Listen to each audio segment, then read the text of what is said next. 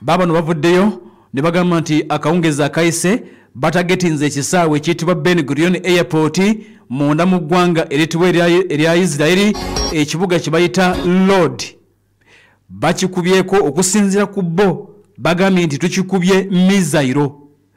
Israeli egamba nti ebyuma byabwe bisobedde okukola interception nti bagukutte ne baguwozaawoza.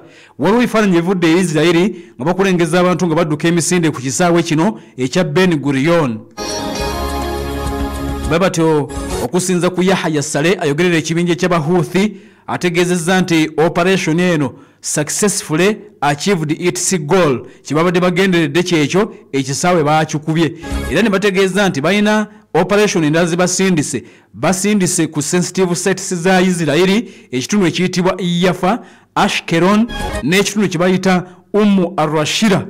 Bagambye nti eyo yonna tusindiseyo emizinga. Babadde basajja bayitibwa Abahuthi era bagambye nti bagenda kwongera okusindika emizinga singa Isirairi tava ku kyagenda maaso n'okuba abantu b'e Gaza embeera nga bwetambula.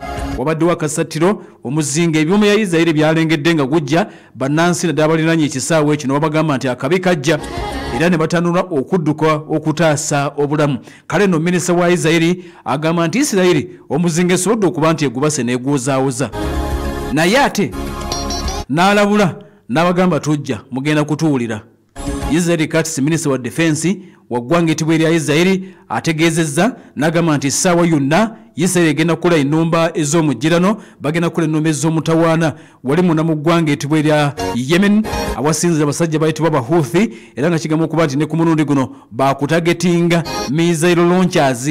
Abasajja bano Abahuthi basinziramu okukasuka ebizuuka ku ggwanga etibwa erya Israeli naddala omwalo oguyitibwa Hodeida. Israeli egambye tujja. Musajja wa Netanyahu omukambwe gwe bayita Israel Katz minisita wa defense abasajja bayitibwa Abahuthi abalabudde bagambye nti tujja mugenda kutulaba mujja kukizuula nti si kya magezi bulijjo okwemolera ku ggwanga erya Isirairi. Ggwanga ku ggwanga.